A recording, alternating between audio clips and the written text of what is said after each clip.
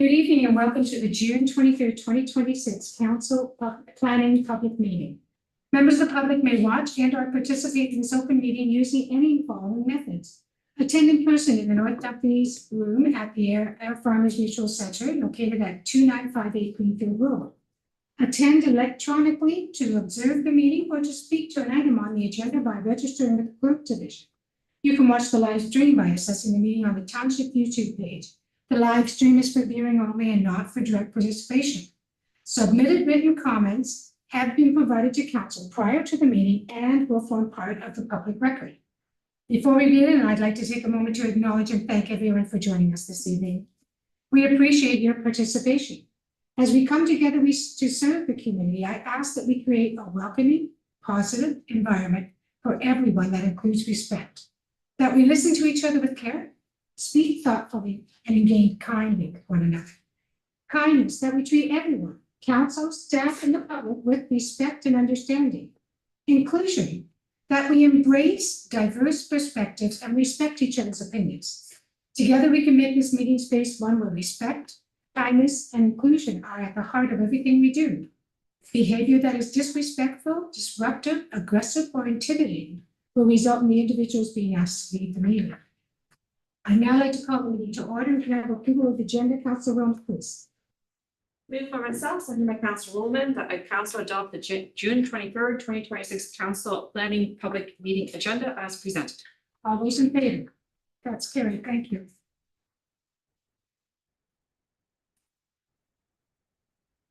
I'd now like to do the Indigenous acknowledgement. We acknowledge that the land on which we gather today is the traditional territory of the Haudenosaunee, the Anishinaabe, and the Neutral people. We acknowledge the enduring presence of the Indigenous people with whom we share this land today, their achievements and their contributions to our community. We offer this acknowledgement as an act of reconciliation between Indigenous and non-Indigenous peoples of Canada. I think we have to sometime analyze their journey, what they've gone through, how we've parted ways, and how we can come together. As I said yesterday, I was at an event with Chief Ava Hill of Six Nations and Chief Margaret from Mississaugas of the New Credit. And tomorrow I will be going to the reservation to the residential schools and to the museum about the Mohawks, and also as an education thing, and to meet with some of the Indigenous people. But what they want is exactly what I said in the beginning. They want inclusion, they want kindness, they want respect. And as I've said before, the year that we gave Chief Averville the Buddy Miracle shirt as being the first NHL hockey player, the first Indigenous NHL hockey player, she said that's what reconciliation is. Recognizing their contributions, recognizing they are part of this land and a part of this country. So let's pause and think about that and reflect on it from now.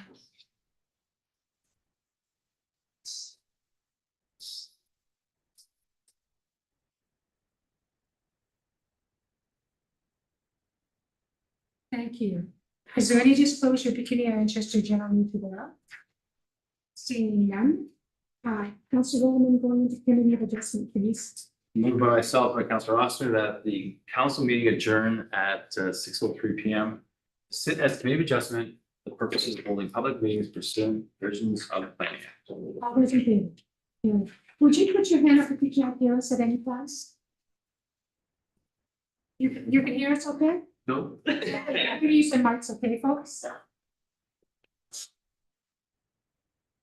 Closer if you like. What? I would now like to call the meeting to order. Can I have approval of the agenda, Councillor Austin, please? Moved by myself, seconded Microphone, by, please. Thank you. moved by myself, seconded by Scott Tilley. The committee adopt the June 23rd, 2026 Committee of Adjustment agenda as presented. All those in favor? Carried. Thank you. Is there any disclosure of pecuniary interest or general nature thereof? Councillor Tilley, no? No, No, sorry. okay. Thank you. All right. 6.4, previous minutes. Councillor Tilley, please the motion.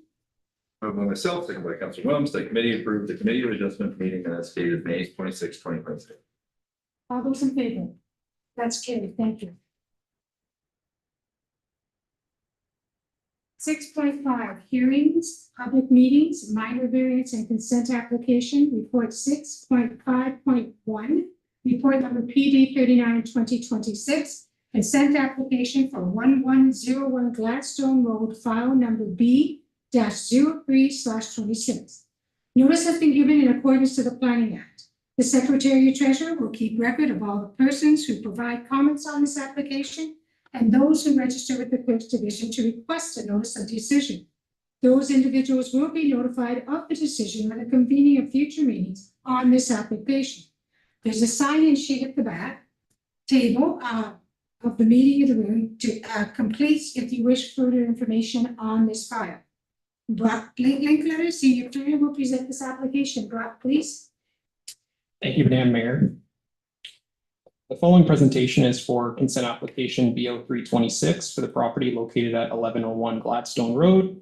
The purpose of tonight's meeting is to present the application and receive comments from the public and agencies, which will inform a future recommendation report. As this is a public information report only, staff will not be asking the committee to make a decision on the merits of this application this evening. The subject property is located west of the Air urban area, generally bounded by Gladstone Road to the north, Piper Street to the east, and Russell Road to the west. The property is approximately 19.82 hectares in size.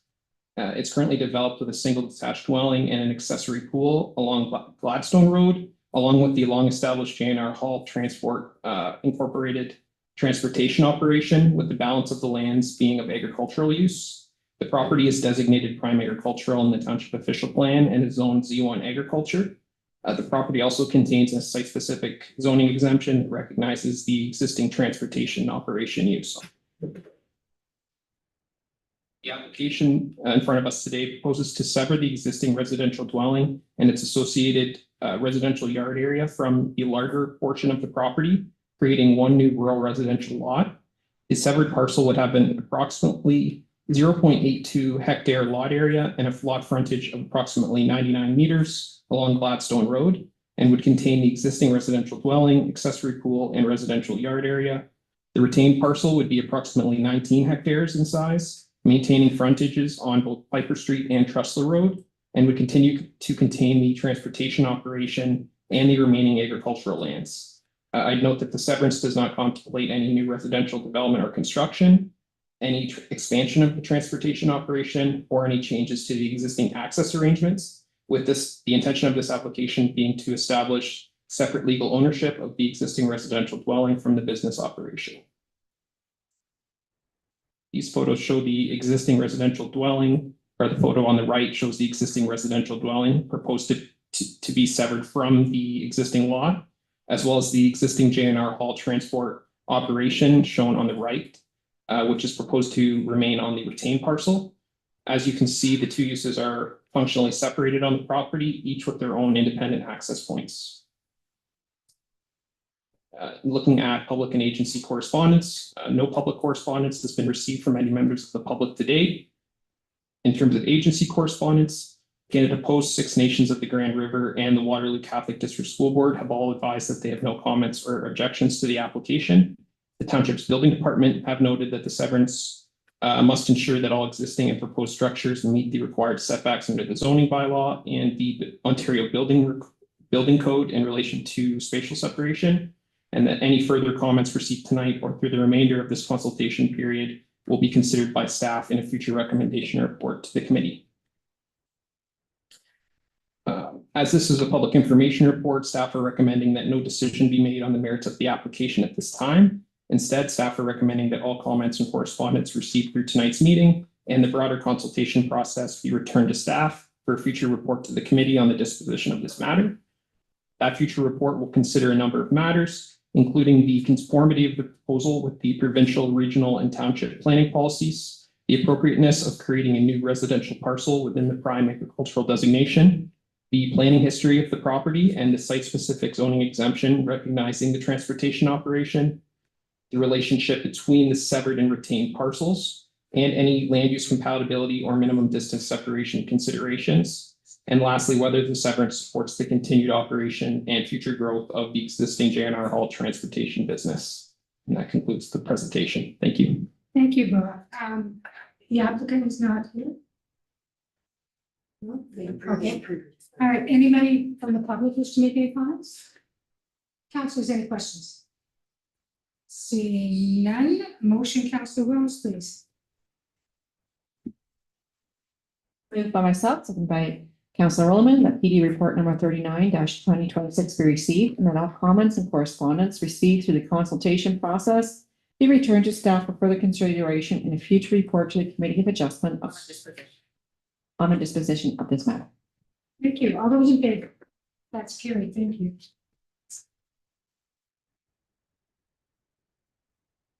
Next, we have 6.6.1, report number PD 35-2026, minor variance application for 36 Sylvan Drive, file number A-07/26.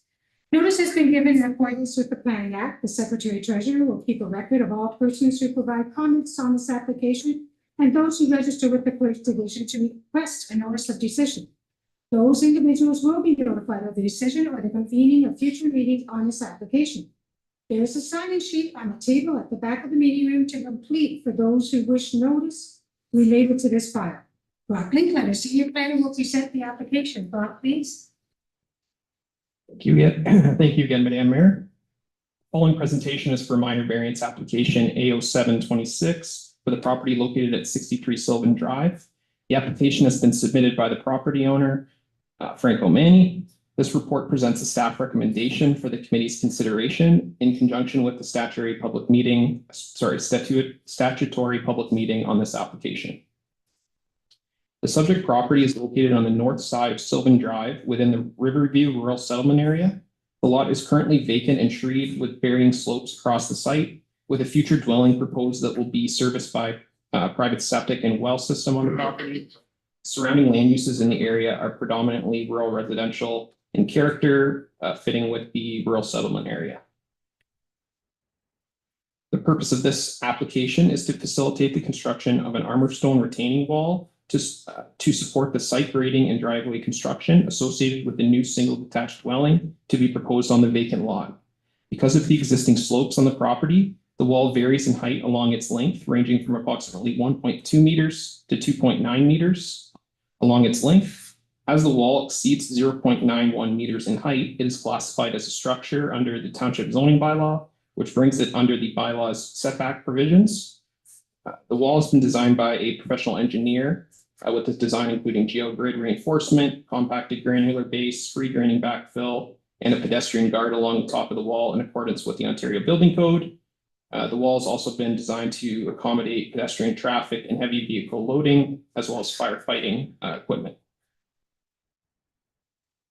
The specific variance being requested is from section 6.5.1 of the zoning bylaw, which prohibits any building or structure from being located between the street line and the established building line, or the front yard in this case. Because of the proposed retaining wall falling within this front yard area leading towards Sylvan Drive, relief from this section of the zoning bylaw is required. This is the only variance being requested through this application. This slide contains photos of the subject property, with the photo on the left showing the lot as viewed from Sylvan Drive. As noted, the lot is vacant and heavily treed, and the existing slope of the lot that necessitates the proposed retaining wall is partially visible on the photo on the right of this slide. Looking at public and agency correspondence received, no written correspondence has been received from any members of the public on this application. Looking at agency correspondence, the application was circulated to several agencies and townships departments. The Region of Waterloo Township Fire Department, Canada Post, and the Waterloo Catholic District School Board have advised that they have no concerns with the application. The Township Building Department has confirmed permit requirements for the wall at the building permit stage, including the need for an engineered grading and drainage plan prior to permit issuance.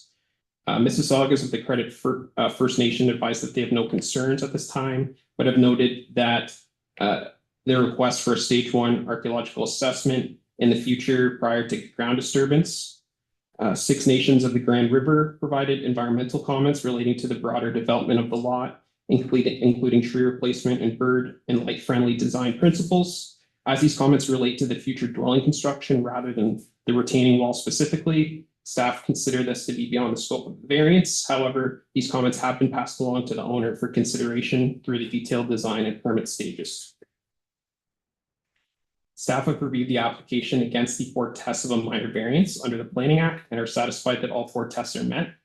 To summarize, the wall is a low height, low grade related structure that is accessory to the permitted residential use of the property and does not affect the streetscape or sight lines along Sylvan Drive. So the intent of the official plan and zoning bylaw is maintained. The variance is desirable for the appropriate development of this property, as it is required to achieve safe grading and driveway access to a future dwelling and has been engineered accordingly. And lastly, staff consider the variance to be minor in nature, as the relief is limited to the wall's location within the required setback area. The wall remains subject to a building permit and further review at that time by building department staff. And there are no adverse impacts on adjacent properties anticipated from the construction of this wall. Based on this analysis, staff recommend that minor variance application A0726 be approved. And that concludes my presentation. Thank you, Brock. So the applicant will only answer questions, so he's not going to speak tonight. Any members of the public wish to comment on this application? Have one on Zoom. One on Zoom, a member of the public? John, does he want to speak? Inviting him. He declined, so I guess no. Okay. Council members, any questions or comments? Seeing none, can I have a motion, please? Councillor. Question on the environment part of it. Like, you're suggesting that he plants whatever he took at, like trees and stuff, correct? Can you come up to the microphone, please, and then just give us your name, just so we can have it on the record? Just so you can hear you, okay?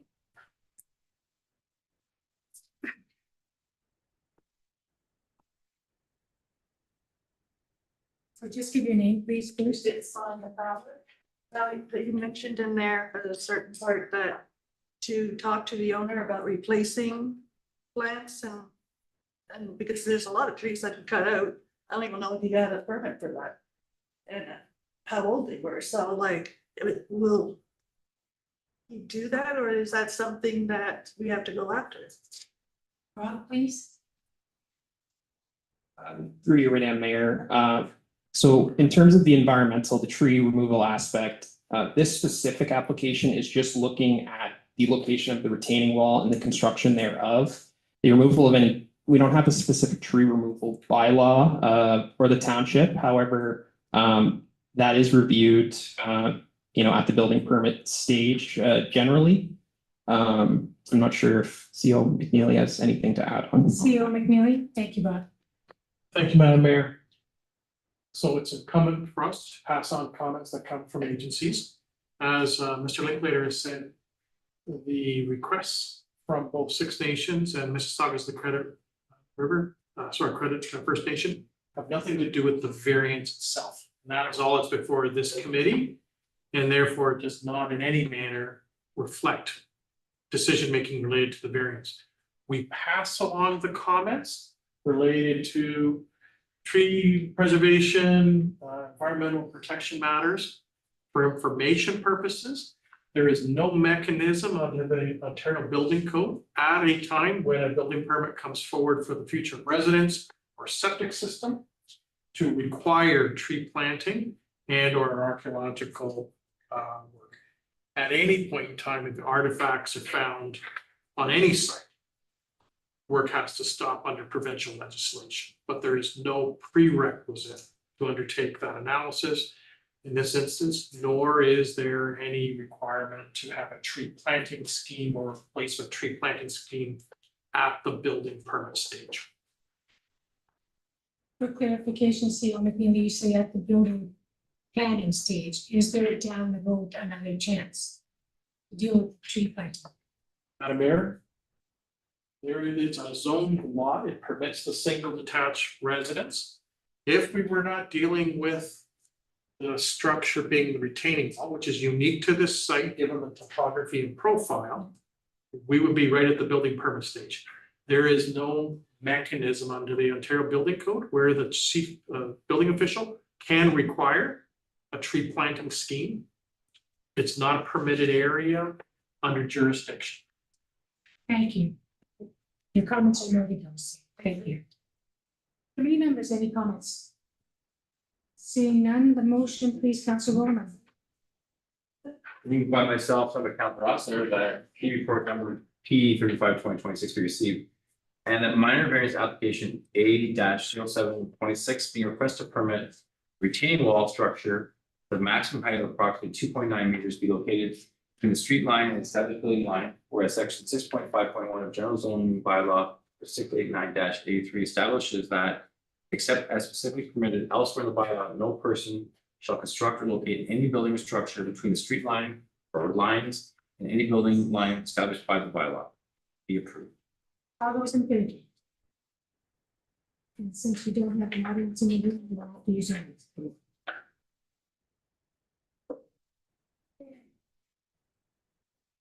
Next is 6.6.2 report number PD 36/2026 minor variance application for 464 Piper Street, file number A-06/22. Notice has been given in accordance with the Planning Act. The Secretary Treasurer will keep a record of all persons who provide comments on this application and those who register with the Clerk's Department to request a notice of decision. Those individuals will be notified of the decision or the convening of future meetings on this application. There's a sign-in sheet on the table at the back of the room, the meeting room, to complete for those who wish further notice related to this file. Brock Linklater, Senior Planner, will present this application. Brock, please. And thank you again, Madam Mayor. Following presentation is for minor variance application A-626 for the property located at 464 Piper Street. The application has been submitted by the property owner, Jeremy Hergott, with this report being to present a staff recommendation for the committee's consideration in conjunction with the statutory public meeting on this application. The subject property is located on the west side of Piper Street within a rural agricultural area. Surrounding lands generally consist of agricultural and rural residential uses, along with wooded areas and the CPKC rail corridor to the north. Property is approximately 2.19 hectares in size and is currently developed with a single detached dwelling, a detached accessory to garage, containing a coach house that is subject to this application, as well as a detached barn structure. The property is serviced by a private well and septic system currently. The application relates to an existing coach house / additional dwelling unit structure located above a detached accessory building that also contains a 3-car garage.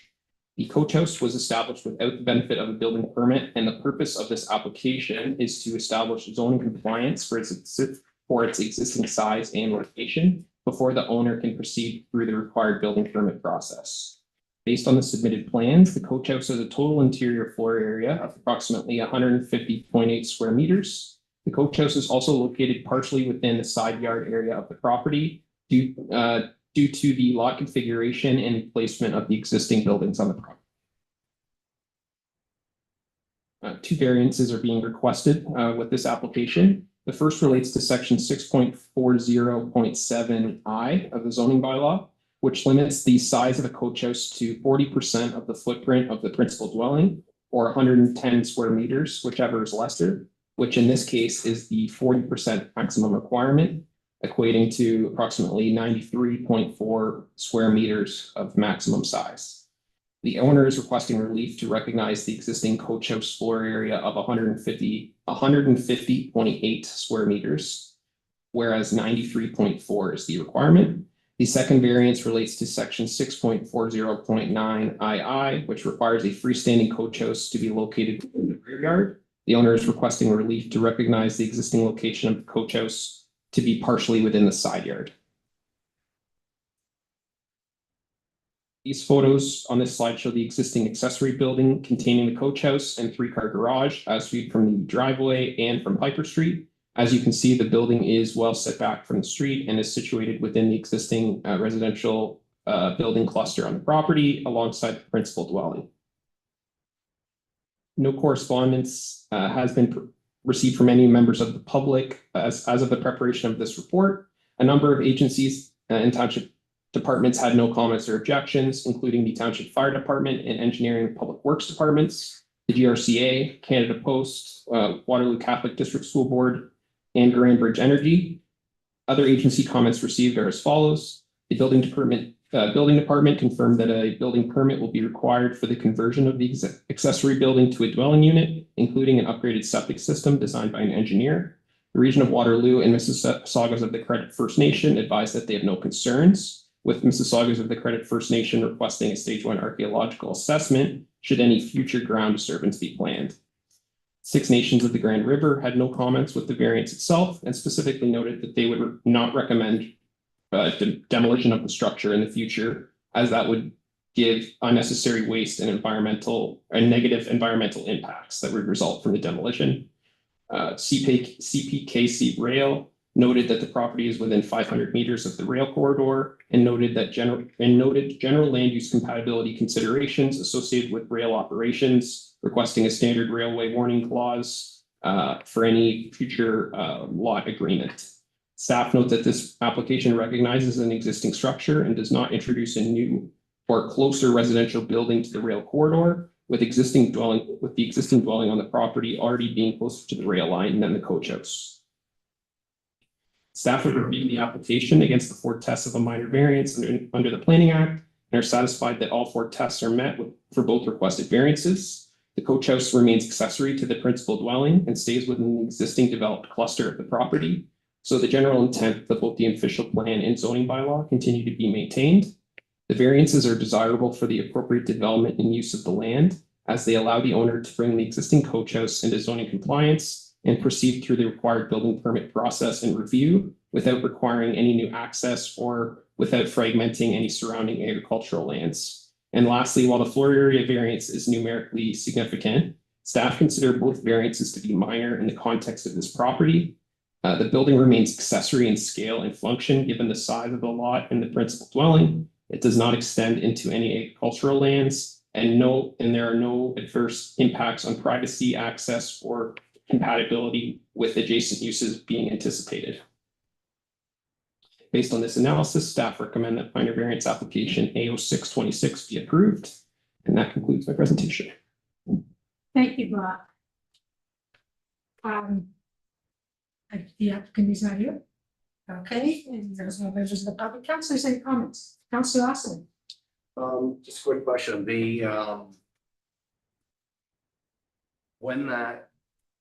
what year was that accessory building built? And so did it have a permit for an accessory building, just not a permit for a dwelling? Is that correct, or was there just no permit taken out at all? So which accessory building we speaking to? Because there's technically 2 accessory buildings. The one in the picture that's here for the approval. So the what was the stable, an agricultural building, That's off to the side. converted into a recreation space, no permit issue. No permit applied for. On the central building. Yeah. That was once again converted into an ancillary dwelling unit, no permit applied for, no permit issued. Subsequent to that, approximately 3 years ago, 2.5, 3 years ago, an addition went on to that building, expanding its area. Once again, no permit, no application filed. So the ownership has been working with the building division to bring all of those buildings into compliance with the Ontario Building Code through the submission of updated drawings, engineered stamped drawings where there's weight bearing issues. And on the septic system is being placed to properly handle the effluent generated by not only the principal residence, but the ancillary dwelling unit.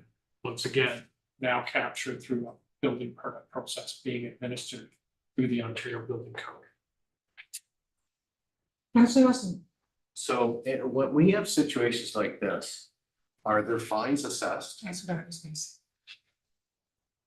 So in this example, and in most cases, under our current fees and charges bylaw, whatever the base application fee would have been, in the event that they had actually filed for a permit before construction is effectively doubled.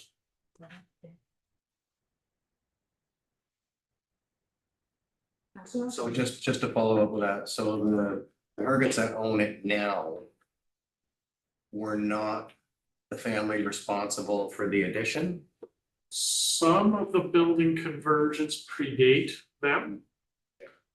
The one from approximately 2.5, 3 years ago was under their ownership.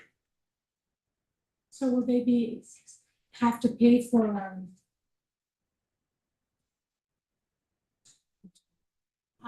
so they only have to pay for the one that they did? No, They'll have to pay for both? correct, because we cannot demonstrate that the original construction met code and is actually effectively, I'm gonna use the word, a safe building.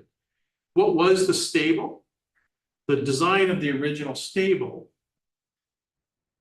had, well, basically posted beam construction, and you had that weight of the roof and the rafter system held by the stable infrastructure at grade.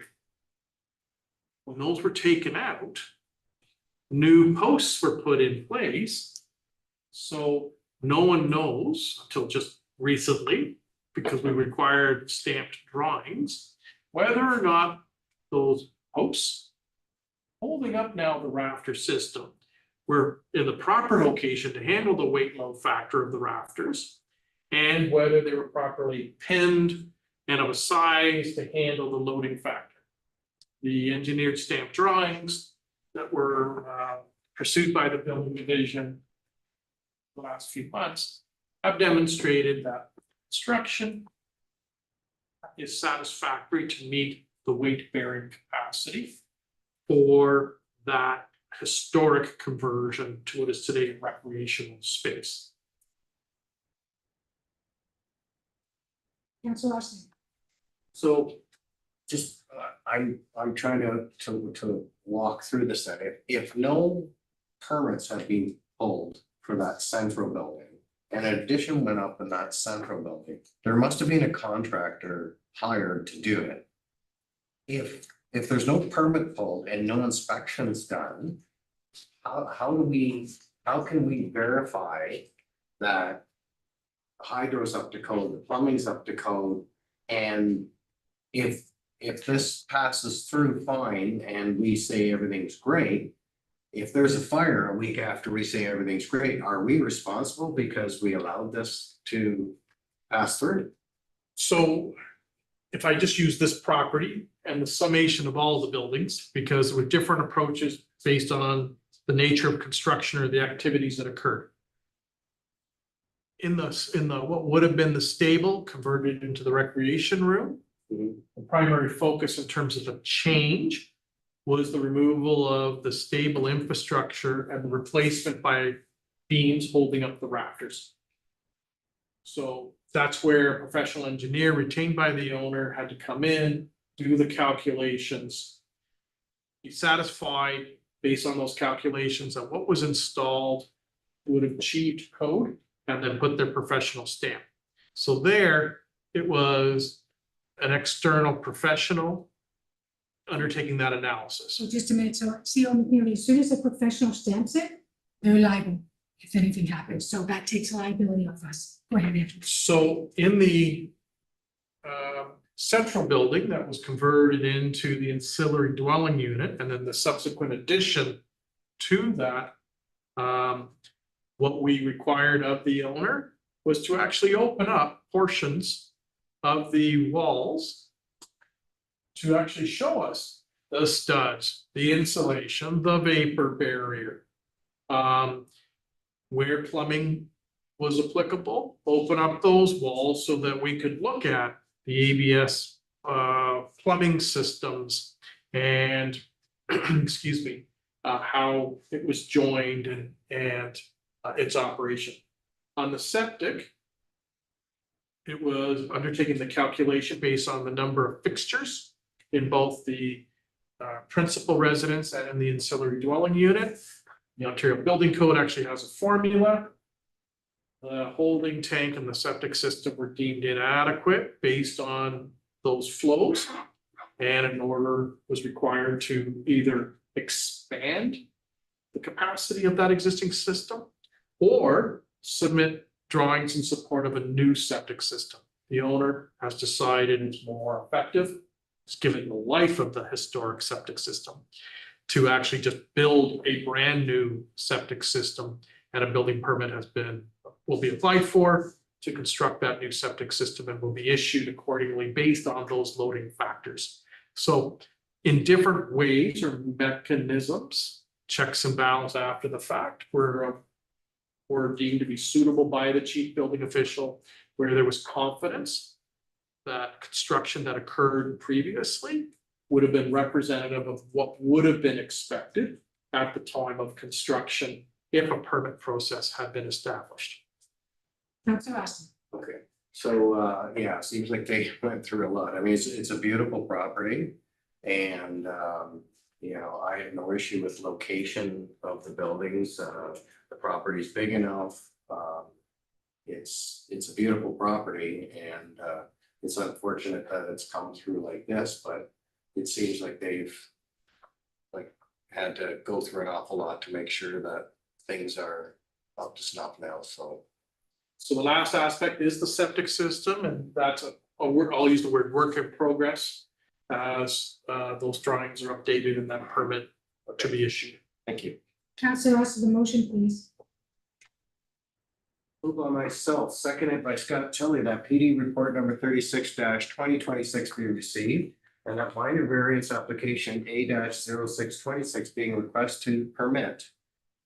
A, relief from section 6.40.7I of general zoning bylaw number 689-83 to permit an existing coach house with a maximum floor area of approximately 150.8 square meters or 1,623.6 square feet.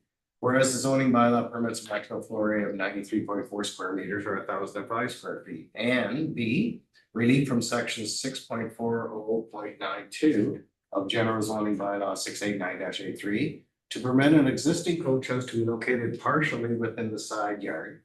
Whereas the zoning bylaw requires a freestanding coach house to be located in the rear yard. Be approved. All those in favor? Carried, thank you.